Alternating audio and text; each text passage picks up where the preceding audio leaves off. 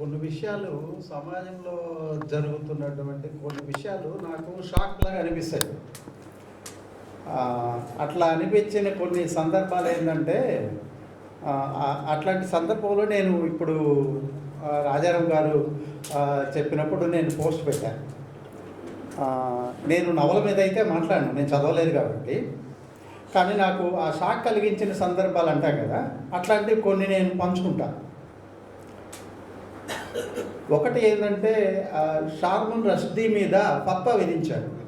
అప్పుడు మనమంతా వ్యతిరేకించాం.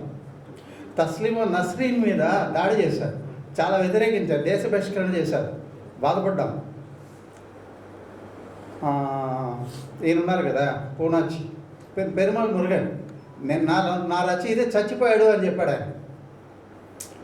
నాలో రచయిత చచ్చిపోయాడు అని చెప్పారు. మళ్ళీ కేసు అయింది, తీర్పు వచ్చింది ఆయన ఫేవర్గా. తర్వాత మొన్న బండి నారాయణ స్వామి దీని మీద ఒక పోస్ట్ చూశాను. ఆ పోస్ట్లో ఏముందంటే,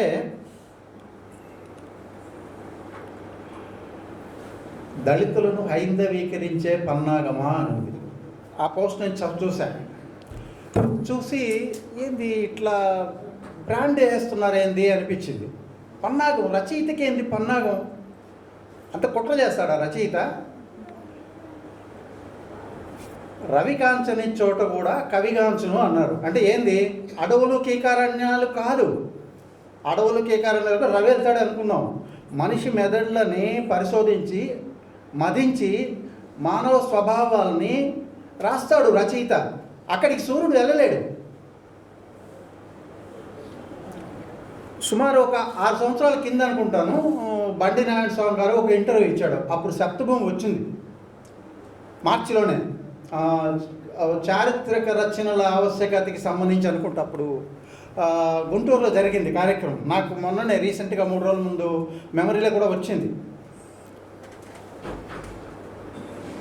నేను ఒక పోస్ట్ పెట్టేప్పుడు ఇప్పుడు చూసుకున్నాను. ఏంటంటే, రచయిత కంటే రచనని, రచన కంటే ఆ రచన రావలసినటువంటి సామాజిక పరిస్థితులని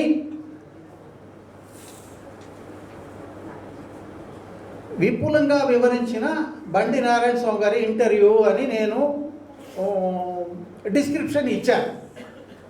నారాయణ స్వామి గారు చెప్పింది ఏందప్పుడు? కాలం లేదంటే పరిస్థితులు నాతో ఈ రచనని రాయించాయి అని చెప్పాడు. అప్పుడు తనని తాను నిమిత్త మాత్రుడుగా చెప్పుకున్నాడు. రచయిత అంతే, నేను కూడా అంతే. నేను 35-37 సంవత్సరాల్లో 17 కథలే రాశాను. నా పుస్తకం వచ్చి 8 ఏళ్ళ పైన అయిపోయింది, 7 ఏళ్ళు అయింది కథల సంకలనం. మళ్ళీ నేను రాయలే. నాకు రాయాలనిపించినప్పుడే నేను రాస్తా. ఇది ఇంకెవరూ రాయలేరు అనుకుంటారో, ఇది నేను చెప్పాల్సింది అనుకుంటారో తెలియదు. ఇలా రచయితల మీద బ్రాండ్ వేయడం, రాయలసీమ మనుషుల మీద, రాయలసీమ జీవన విధానం మీద, రాయలసీమ మనుషుల స్వభావాల మీద తెలుగు సినిమా ఎంత వికృతంగా దాడి చేస్తుందో, బ్రాండ్ వేసిందో, రాయలసీమ అంటే మిగిలిన ప్రాంతాలు ఎంత భయపడతారో, ఆ బ్రాండ్ వల్ల జరిగే నష్టం ఏందో తెలిసి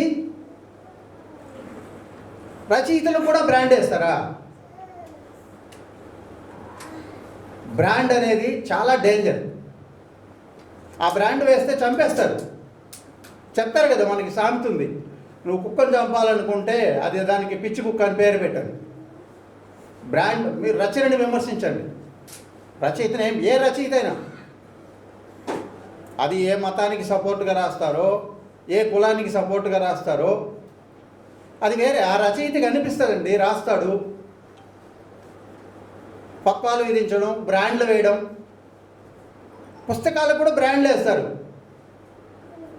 పుస్తకాలకు కూడా ఏంది, రంగనాయకమ్మాల బ్రాండ్ వేయడంలో సిద్ధాస్త్రావు ఏమనేస్తుంది? నేను రాజకీయ పరిజ్ఞానం మొదట్లో ఒక పుస్తకం చూసా, ఆ బ్రాండ్ చూసి నేను ఆశ్చర్యపోయా. నిమ్మగడ్డ పరిశీలన లేక దగాకోరు పరిశీలన అని ఉంటుంది. ఆమె టైటిలే అది. అది నిమ్మగడ్డ వెంకటేశ్వరరావు అనే ఆయన పుస్తకం అనమాట. అది ఆ బొమ్మ ఏముంటుందంటే దాంట్లో కవర్ పేజీ మీద ఒక పుస్తకం ఇట్టి ఇసిరేస్తుంటారు గోడ యువతల నుంచి, అవతల గోడ పక్క చెత్త కుండీ ఉంటుంది, ఆ చెత్త కుండీలో పడుతుంటుంది. ఆ పుస్తకం పైన నిమ్మగడ్డ పరిశీలన అని ఉంటుంది. అంటే ఆ పుస్తకము చెత్త కుప్పలో వేయాల్సిన పుస్తకము అని ఆమె చెప్పదలుచుకుంది. అంటే నువ్వు చెప్పదలుచుకున్న విషయం లోపల రాసావు కదా, బయట పుస్తకాన్ని గౌరవించాలి కదా. ఆమె ఇంకొక పుస్తకం రాసింది, కొండని తవ్వి ఎలకని కూడా పట్టనట్టు అని. బాలగోపాల్ మీద విమర్శ, బ్రాండ్ వేయడం. ముందుగానే కొండని తవ్వి ఎలకని కూడా ఎలా పట్టలేదో లోపల రాసావు, పైన ఎందుకు బ్రాండ్ వేస్తావు?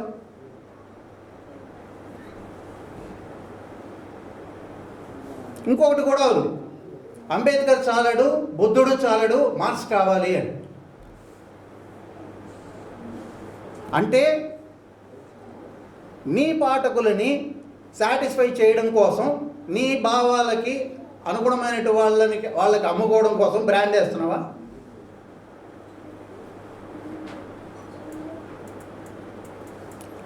ట్యాగ్ లైన్ పెట్టుకోవడం వేరు, మొత్తం ఎంటైర్ పుస్తకానికే బ్రాండ్ వేయడం వేరు. ఈ సందర్భంగా అంటే నాకు అనిపించినవి చెప్పాను. నేనేం పాఠకుడు, నేను స్పీకర్ని కాదు. నాకు అనిపించినప్పుడు నేను రాసేవాడిని, నన్ను పిలిచారు మాట్లాడమని చెప్పి, వాళ్ళ అభిప్రాయాన్ని గౌరవించి మాట్లాడాలనిపించింది. కానీ నాకు కూడా బండినారాయణ స్వామి గారి నేను గత 6 ఏళ్ల ముందు చెప్పిన మాటలు నాకు గుర్తున్నాయి. రచయిత నిమిత్త మాత్రుడు, అదే రచయిత నిరంకుశుడు. సమాజము అతన్ని పురికొల్పుతుంది, ఇది రాయాలి, అది రాస్తాడు.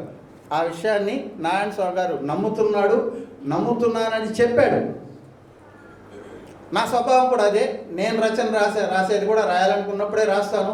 ఇంకా అది పనిగా రాసి అందరికీ చదవండి అని చెప్పడం కానీ, లేకపోతే మనం రోజు ఇన్ని గంటలకు లేచి ఏదో ఒకటి రాయాలి అనుకుంటే అలాంటి ప్రొఫెషనల్ రైటర్ని నేను కూడా కాదు.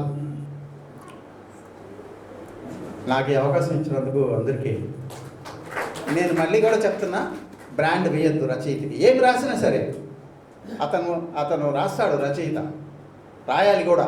అది రాస్తేనే జనాలకి తెలుస్తుంది. ఒక రచయిత ఒక పాఠకుడి మనసులోకి, ఒక సమాజంలోకి వెళ్ళిన తర్వాత అతను దర్శించేది వేరుగా ఉంటుంది, ఇంకొకరు దర్శించేది వేరుగా ఉంటుంది. ఒకటే సినిమా, ఒకే కథ 10 మందికి 10 రకాలుగా అర్థమవుతుంది. ఒక బిల్డింగ్ చెప్తాం, ఒక చెట్టు కింద ఒక మనిషి నిలబడినాడు అని చెప్తాం. ఆ చెట్టు కింద ఎవరికి ఏ మనిషో, ఎలా ఉంటాడో, ఏ వయసు వాడో, ఎవరు చదివిన వాళ్ళకి ఒక్కొక్కరికి ఒక్కొక్క రకంగా ఉంటుంది. కాబట్టి అలా రాయడమే తప్పు. ఆ చెట్టే కనిపించిందా, నువ్వు కానక చెట్టు ఎందుకు రాసావు, లేదా వేప చెట్టు ఎందుకు రాయలేదు, వేప చెట్టు మంచిది కదా. అవన్నీ అనవసరమైన చర్చలు. రచయిత అనిపించింది, రచయిత ఊహించింది, ఆ చెట్టు రాస్తాడు,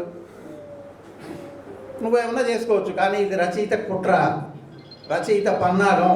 రచయితకి కుట్రలు ఆపాదించవద్దు. రచయితది పన్నాగం ఎప్పటికీ కాదు. ప్రపంచంలో ఏ రచయిత అన్నా కావచ్చు, రచయిత కుట్ర చేయడు. అలా కుట్ర చేసిన వాడంటే అమృతమైన వాడు, అది వేరే.